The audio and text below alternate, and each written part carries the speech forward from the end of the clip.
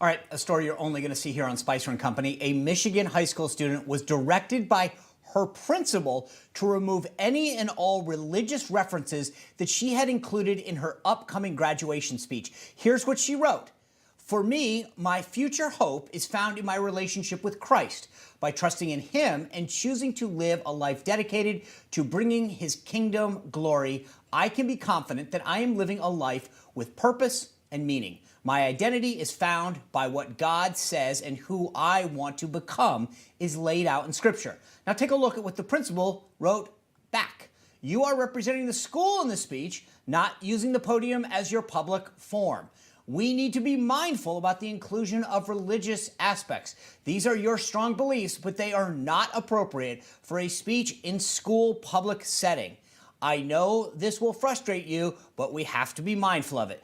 Joining us now is Hillsdale High School valedictorian Elizabeth Turner, her attorney Keisha Russell, and First Liberty Institute and host of the Todd Starnes Show, Todd Starnes. Todd actually had the exclusive on this. Todd, we'll get to you in just a moment.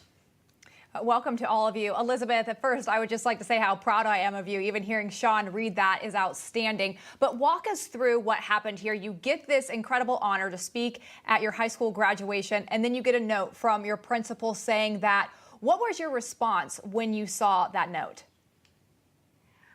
Originally, when I saw it, I was disappointed, but then I tried to reach out to her to try to get clarification on what that meant. I reached out to her twice on email, once through a phone call, and then I decided to call First Liberty for help. Okay. Oh, okay. So you met, my understanding is you met with the school superintendent this morning. The principal was not there. They were not called to the office. Tell us about the meeting and what came of it. Yeah, so the meeting, we just walked through everything with the superintendent, and he said that, Elizabeth could express herself with religious language in her graduation speech. We didn't really, see him take responsibility or accountability for the remarks of the principal. But ultimately, we were able to come to understanding, and he said that she could make those statements. And that's pretty much, where we left it. Yeah, that superintendent saw a big lawsuit from Keisha coming his way and made the right decision. Yeah, well, congratulations on that. That's incredible news. Todd, as Sean mentioned earlier, you wrote a column on this actually in Newsmax. How did you first hear about this story, and what made you want to write about it?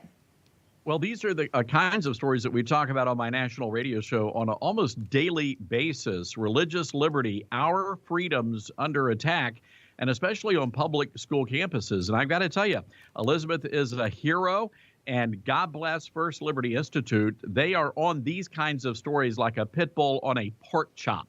And it's no surprise that the school district backed down and did the right thing. But let's be honest here, guys.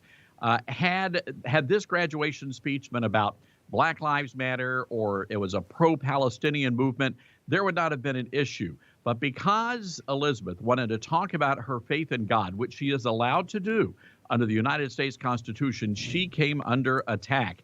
And thank goodness she did the right thing, which was to speak out and take a stand. So, Elizabeth, so you can say it, right? You can now give the speech you wanted to, but you're still sitting there next to your attorney. So I'm going to ask, what's next? Are you good with this, or do you want more? Well, currently I'm just finishing drafting my speech.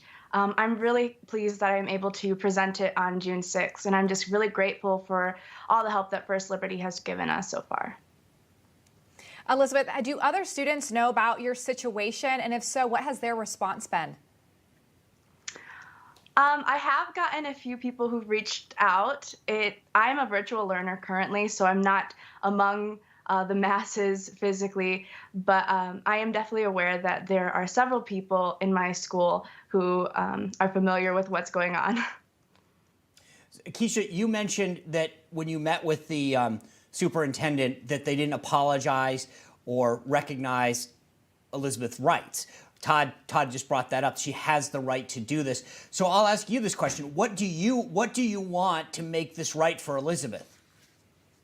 Well, I mean, obviously, the first thing is acknowledging that no student should be censored because of their religious speech. And, you know, the superintendent, like I said, did say she could say what she wanted to say, but there was really no acknowledgement that the principal's statements were should not have been made. And that she, you know, Elizabeth should never even have been given the impression or told that her statements were not appropriate for the public school setting. You know, ultimately, you know, no student should be treated that way just because of their religious, you know, expression. Todd, you know, we only have 10 seconds left, so I'm going to ask you this. You mentioned this. How often do people contact you with situations like this? Almost on a daily basis, Sean. And again, thank God for Newsmax TV. You guys are providing the platform so that we can get the word out and we can let people know, hey, this is what's happening in America. What are we going to do about it? Well, Todd, thank you for bringing it. Congratulations, Elizabeth, on being able to do this. And obviously, Keisha, for all your hard work. Thank you for having us on. Hey, I'm Rob Finnerty. Thanks for watching. If you enjoyed this video, please join the conversation in the comments below. Don't forget to subscribe, too. Hit the bell icon to be alerted to breaking news. And remember, there's a whole lot more on Newsmax TV, America's fastest growing cable news network. Newsmax TV, we're real news for real people.